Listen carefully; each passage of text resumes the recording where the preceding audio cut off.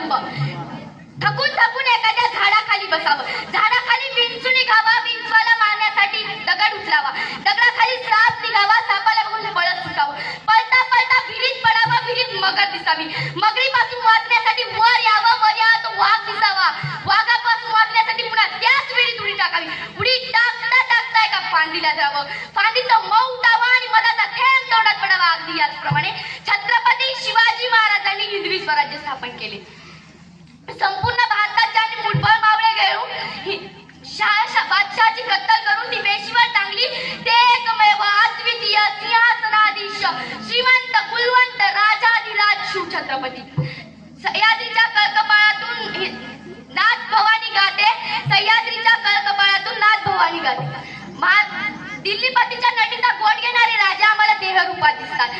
राजे अजून वयाने कितीतरी लहान होते, पण त्यांच्या मनाची भरारी मोठी. ते सतत आपल्या मावळ्यांना म्हणायचे, सुलतानाच्या वतनदारीस आपण संतुष्ट राहावे का, सुलतानाच्या वतनदारीस आपण संतुष्ट राहावे का, दुसऱ्याच्याच उंचीने पाणी प्यावे का, दुसऱ्याच्याच उंचीने पाणी प्यावे. परक्या राजवटीत बिना युद्धा आपली माणसं नाक पडतात, कुटुंबाच्या कुटुंब उद्ध्वस्त होतात, तरी आपल्यामधील गुलामगिरी. असं सांगितल्याने त्या मावळ्यांचा चेहरा शिवरायांसारखा रागाने लालसर व्हायचा.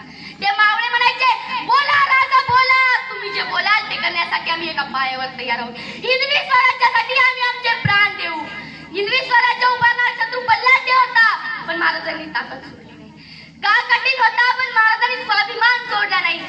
शहा बादशाहकडून लाखोच्या सवटेने सैनिक होते, पण महाराजांनी न्यायाची बाजू सोडली नाही. महाराजांच्या आदर्श अंतकरणाबद्दल मी तुम्हाला उदाहरण सांगते. उदाहरण पहिलं, महाराज नेहमी आपल्या मावळ्यांना म्हणायचे, रयतेच्या भाजीच्या देठालाही हात लागता कामा नये, म्हणजेच जनतेचा एक पैसा सुद्धा नुकसान होता कामा नये. इतके प्रजादक्ष राज्य होते. उदाहरण दुसरे, एकदा कल्याणाच्या सुभेदाराची सूट सैनिकांनी नजराणा म्हणून महाराजांसमोर उभी केली. लीलाबाई छत्रपती उद्गारले, आसीच आऊची आई असती सुंदर रूपहिनी, आसीच आऊची आई असती सुंदर रूपहिनी, आम्ही सुंदर झालो असतो म्हटले छत्रपती, आम्ही सुंदर झालो असतो म्हटले. युक्ती आणि कूटनीतीमध्ये महाराजांचा हात पकडणं त्या काळात कुणाला येत नव्हतं.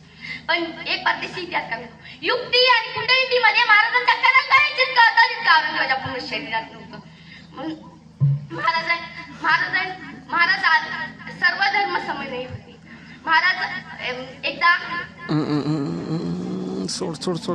सोडून दे बाकी. महाराजांचा जन्म 19 फेब्रुवारी 1630 रोजी शिवनेरी किल्ल्यावर झाला. समर्थ रामदास स्वामींनी असं सांगितले होते की धर्मासाठी मरा आणि स्वराज्य प्राप्त करा, हे वचन त्यांनी अनेक वक्त्यांना ऐकवले, पण त्यांनी ते पूर्ण रूपात साकार केले. ते एकमेव अद्वितीय सिंहासनाधीश श्रीमंत कुलवंत राजाधिराज शिव छत्रपती.